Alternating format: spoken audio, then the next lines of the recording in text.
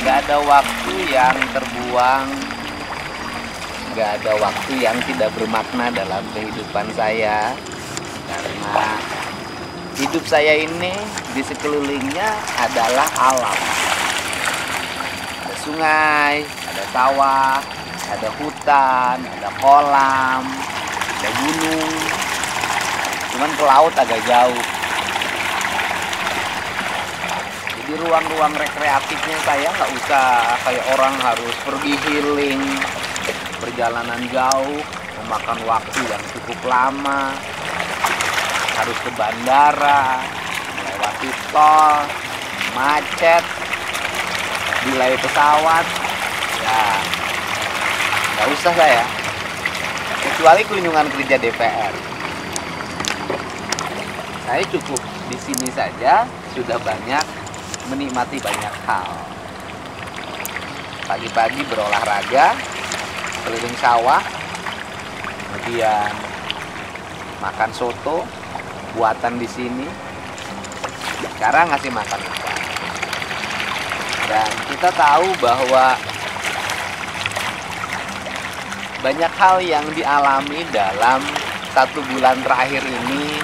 Beragam orang mengalami berbagai peristiwa. Beragam orang kita baca, kita dengar, dan kita lihat berbagai kejadian yang terjadi di negeri ini. Banyak peristiwa yang tidak terduga dan di luar nalar kita. Ada yang tinggal di rumah yang tidak terurus, mengalami gangguan kejiwaan hampir 12 tahun.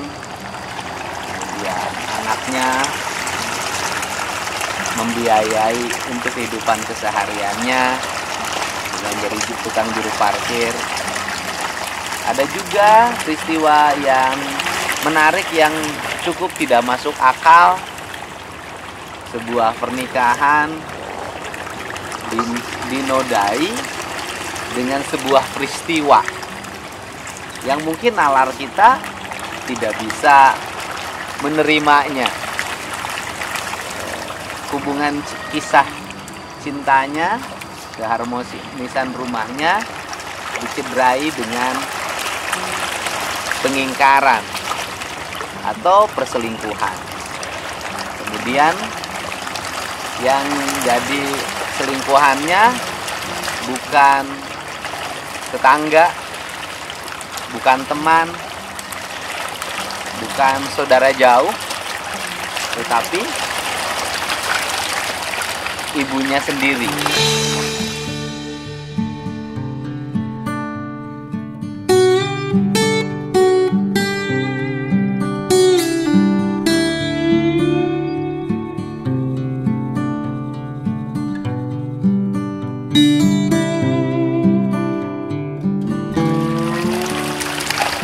Nah, siapa sih yang tidak akan terguncang mengalami peristiwa itu? Siapa yang tidak akan terguncang?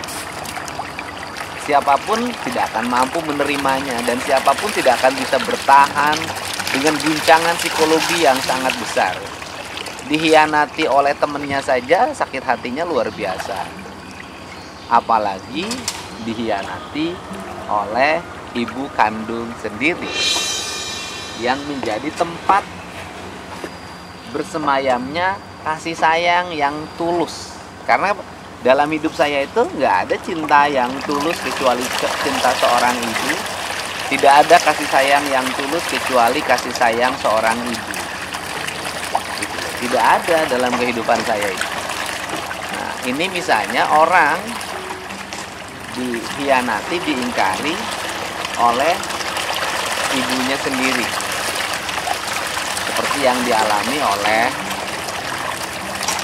Norma Risma.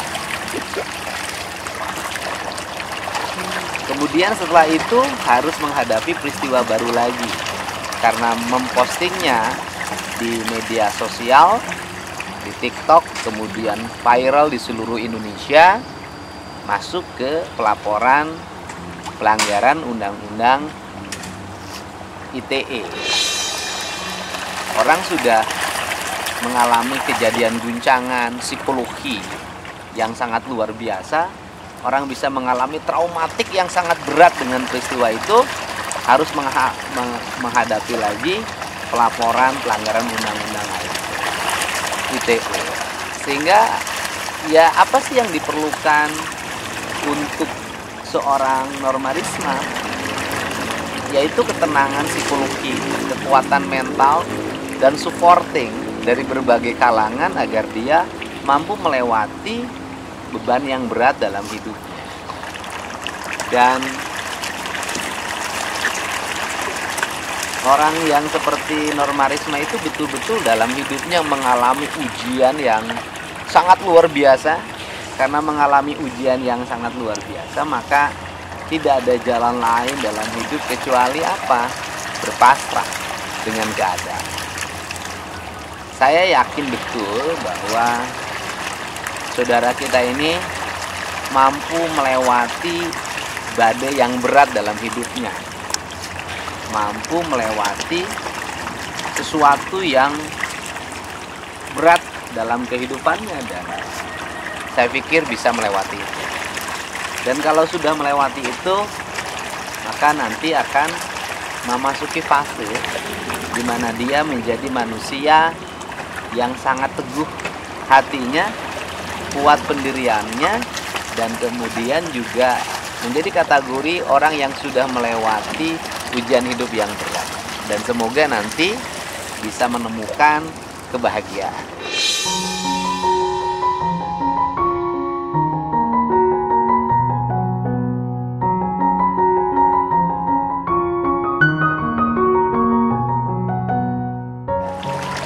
Bisa menemukan cinta yang sejati dalam hidupnya. Yang disebut dengan cinta sejati dalam hidupnya itu adalah cinta yang tulus dari seseorang untuk menjaga dan merawat dia. Dan bisa jadi suatu saat cintanya hadir dari suatu saat dia menikah lagi dari anaknya. Karena harus kita punya keyakinan setiap orang yang berbuat baik, maka dia akan mendapat balasan kebaikan. Setiap orang yang berbuat jahat, maka dia akan mendapat balasan kejahatan. Yang disebut dengan balasan tidak mesti harus hukum positif yang terjadi ya di kita, KUH pidana, KUH perdata yang mengaturnya. Tetapi yang disebut dengan balasan itu ada siklus alam yang mengatur. Yang disebut balasan itu nanti misalnya tiba-tiba ada orang yang menyayangi dia, itu kan balasan kebaikan. Yang disebut dengan balasan itu nanti dia punya kemapanan dalam hidup, mendapat pekerjaan yang baik, berusahanya lancar, itu adalah balasan. Yang disebut dengan balasan itu tiba-tiba dia tidak pernah sakit, badannya selalu sehat, itu balasan. Yang disebut dengan balasan itu adalah nanti suatu saat dia punya anak yang baik, anak yang menjadi kebanggaan orang tuanya, itu juga balasan. Nah, balasan itu beragam. Karena siklus alam itu kan bukan siklus sebab akibat yang kadang bisa dipikirkan secara langsung, tapi ada siklus sebab akibat yang kita tidak bisa menerkanya dan kita tidak bisa meramal-ramal. Gitu. Nih ikan saya nih ikan sudah mulai tumbuh dengan baik, diurus setiap hari. Sekarang ini umurnya kurang lebih sudah 1,5 bulan nih, 1,5 bulan. Nanti kalau 1,5 bulan lagi sudah bisa tumbuh dengan besar, bisa 1,3 kilo atau 1,4 kilo. Makan, ya kan? Jadi kita mendapat dua manfaat dari pelihara ikan ini. Yang pertama adalah manfaat rekreatif kalau saya ya, karena tidak tujuan untuk terlalu usaha lah. Manfaat rekreatif, saya rekreatif melihat ikan ini. Yang kedua, ya mungkin ikan bukan mungkin ya, ikan ini kan bisa dimakan untuk mengganti panganan protein lainnya yang tidak usah beli ke pasar. Dan ini ikannya jauh lebih sehat, airnya juga sangat baik, ini air gunung. Nah kemudian ya nanti suatu saat kalau sudah gede-gede juga kan bisa dijual. Minimal mengganti pakan yang sudah dikeluarkan. Kalau mengganti pakan yang sudah saya keluarkan itu, gitu kan, berarti Pak Deddy nggak untung dong pelihara ikan. Ya untung. Ya untung. Untungnya gimana? Untungnya saya kan tidak usah mengeluarkan uang mingguan untuk pergi piknik, pergi healing kata orang mah, rekreatif, di mana sewa hotel, kemudian di hotelnya bisa menikmati pemandangan yang indah, kemudian bisa rekreasi diantaranya ngasih makan ikan, ngasih makan burung, ngasih makan kambing. Saya kan punya semuanya. Nah, itu berarti saya sudah untung. Kalau dalam seminggu saya harus ngeluarin uang misalnya 10 juta untuk sekali pergi rekreasi, bisa jadi lebih loh, bisa jadi 15 juta. Berarti sebulan itu sudah 60 juta. Nah, kalau sebulan 60 juta berarti kan ini saya ngabisin pakan dalam seminggu, karena nanti dicampur dengan pakan organik yang saya buat sendiri ya, tidak total ini semuanya. Ya paling habis sebulan 5 juta. Kan habis 5 juta menghasilkan ikan. Ikannya nanti dimakan berarti nggak diganti pakanan ikan. Jadi sudah untung gitu loh. Untungnya tidak secara langsung, untungnya secara tidak langsung.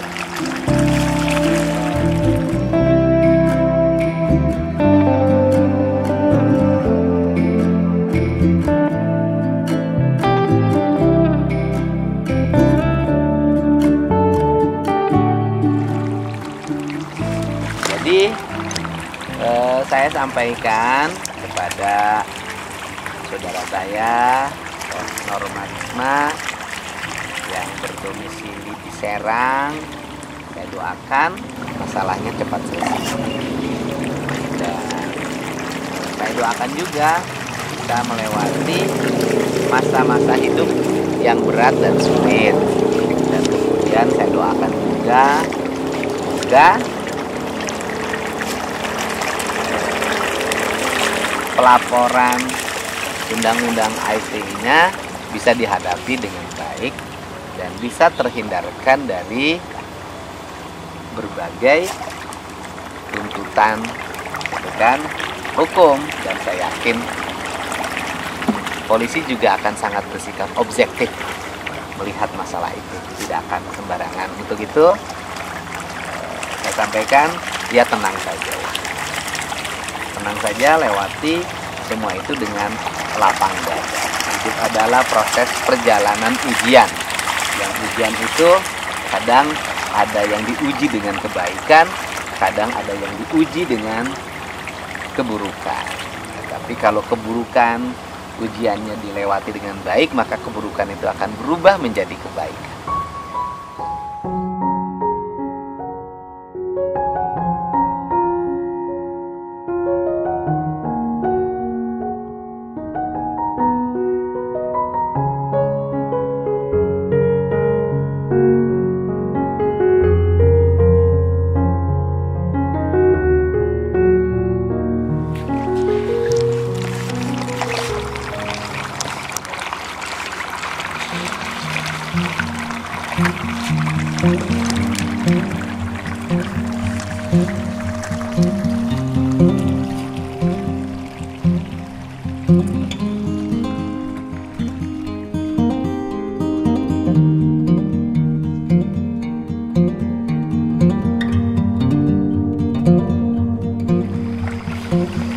Ini yang kecil. Nanti kita geser ya ikan yang umurnya sudah 4 bulan. 4 bulan 5 bulan.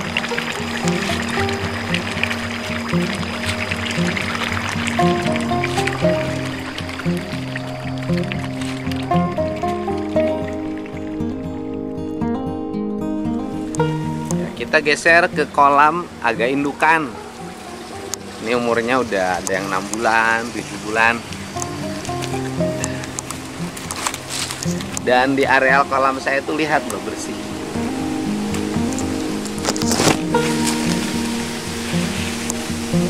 Mang Ahmad, eta barudak sih nama bawa itu cator, tuh, daun-daun kelapa. Atau daun kelapa mah ditariknya kan itu karena penangkar rambutan. Nah, kalau ini anak ini masih anak. Anak nih, ya kan? Ini anak.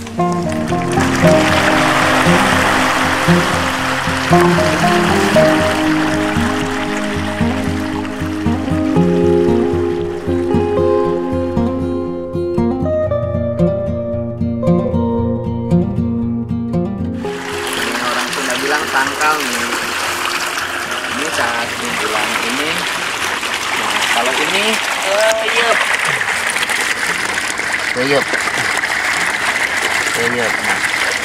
keyup itu saya nggak tahu dari sisi siklus ekosistemnya apa ya keyup itu.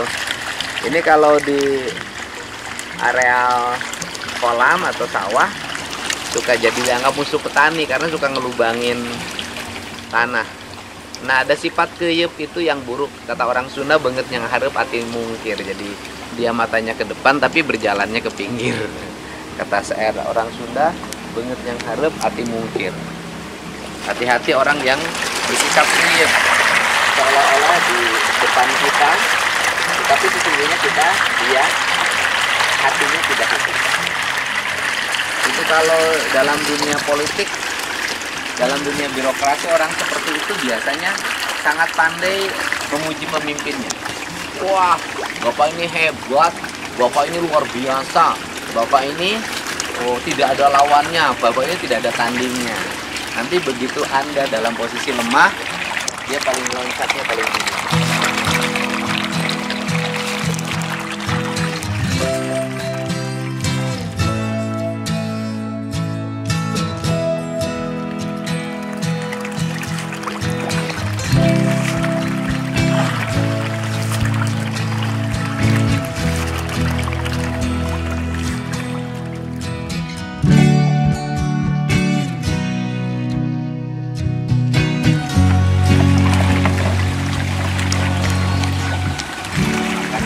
Makan siang.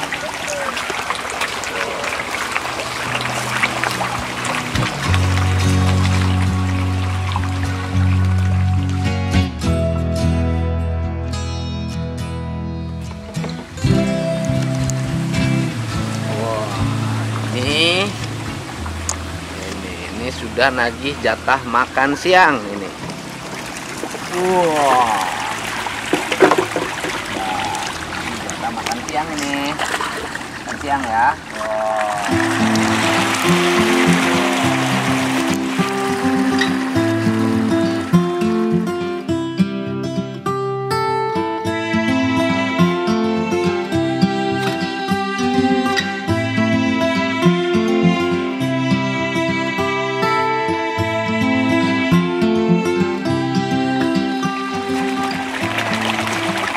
Jadi orang itu ada beragam cara untuk bahagia. Saya ini ada yang bahagianya dengan berkunjung ke luar negeri dalam setiap waktu. Ada yang bahagianya keliling Indonesia. Ada bahagianya yang seneng makan makanan enak. Ada yang bahagianya kalau di mall, beragam. Dan kita nggak usah musik-musik urusan kebahagiaan orang, karena setiap orang punya cara bahagianya masing-masing. Yang penting fokus pada diri kita, pada hal yang kita lakukan. Jangan ngurusin urusan orang, beresin aja urusan kita sendiri. Itu ya. Dan semoga Indonesia itu tidak lagi terjadi peristiwa-peristiwa yang di luar nalar. Dan semoga Norma Risma senantiasa sehat, bisa kembali lagi beraktivitas sebagaimana semula. Semoga suatu saat bisa menemukan ketulusan dan kasih sayang yang sejati dalam hidup. Thank you.